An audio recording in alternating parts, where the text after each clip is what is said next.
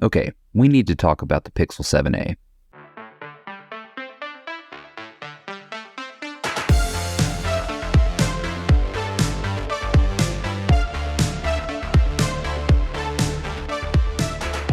The Pixel A series is back, and it's kind of a weird year.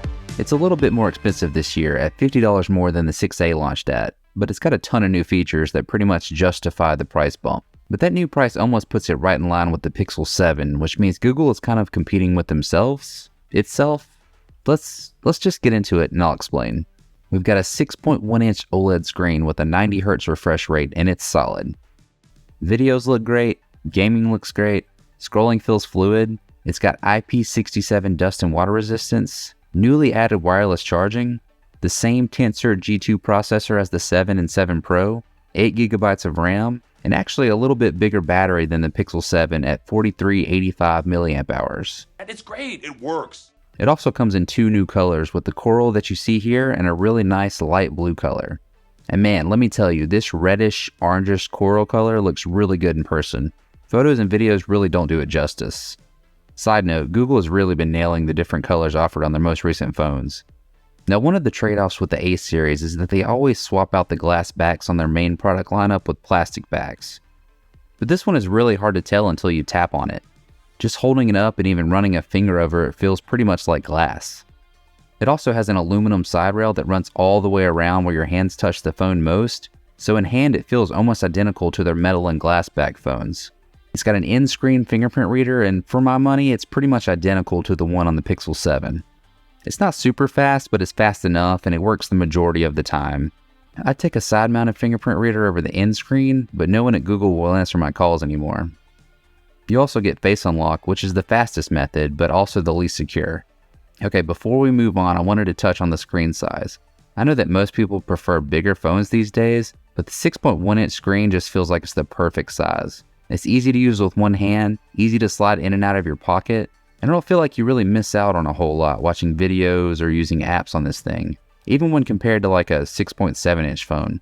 It's really not much smaller than the 6.3-inch screen on the Pixel 7, but usability just feels much better to me. So the cameras are new and an upgrade from last year's 6A with a 64 megapixel main lens, 13 megapixel ultra wide, and a 13 megapixel front camera. These are also different than the cameras on the Pixel 7, but I really had trouble spotting the difference between the two. If anything, I'd say the pictures on the 7A are a bit warmer, but they are nearly identical 95% of the time. And it kind of makes sense. Though they have different lenses, both phones have the same G2 processor, and probably utilize whatever special sauce it's bringing to the table. You don't get a dedicated telephoto lens, which I didn't expect at this price point, but you do get a 2x optical zoom that can also go up to 8x digital zoom, although it could use a bit more software stabilization. You also get the really good software features like the Magic Eraser and Photo Unblur, which are both surprisingly helpful. So if you're keeping score, these cameras are just as good as Google's flagship Pixel 7, which is a win. I'd even go as far as to say these are the best cameras you can get on a mid-range sub $500 phone anywhere. Google really excels at point-and-shoot cameras. Okay, let's talk about the battery. As I mentioned earlier, it's slightly larger than the Pixel 7's, but with such a small amount added, you still get pretty much identical battery life to the Pixel 7, which is to say it's good, but not great. You can make it through a whole day on one charge with moderate to heavy use, and I was getting a day and a half well into the next evening with light use. That was with the 90 Hz refresh rate turned on, but the always-on display turned off. Standby time is also good, but not great. But when it is time to recharge, you run into what is pretty much the 7A's biggest downfall, recharge times. This phone charges so freaking slow, and I'm not sure why. It has 18-watt wired charging, which is too slow these days, but seems to be what Google always uses, and 7.5-watt wireless charging. Maybe it's a software thing or a bug that I just encountered, but the charging time was awful, especially the wireless charging. I mean like over 2.5 hours to get a full charge, and that wasn't even from zero. Google's wireless charging has always been a little hit or miss for me anyways. I have way more issues wireless charging with Google phones than I do with any other phone maker. Like having to place it just right to get it to even start, and then it will stop charging halfway through for no reason at all. Look, I know a lot of people don't even care about wireless charging, but I wanted to mention it in case it's a deal breaker. It's a definite weak spot and an otherwise really strong performer. So the 7a price at $499 puts us firmly in the mid-range category, as far as pricing goes at least.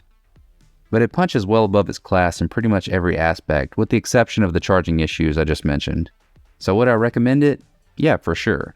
Unless you are already maybe looking at the Pixel 7. Google moved this thing so close to the price of the Pixel 7 that I'm not sure which one to really recommend. I use the Pixel 7 as my daily driver and have since launch, and it's been great. With the Pixel 7, you get a glass back, a bigger screen, a higher water and dust resistance, and faster charging overall. The one benefit the 7a has is that it gets to launch without all the bugs and issues the Pixel 7 had when it launched, like the buggy fingerprint sensor. Those have since been corrected, but it's got a head start over the Pixel 7.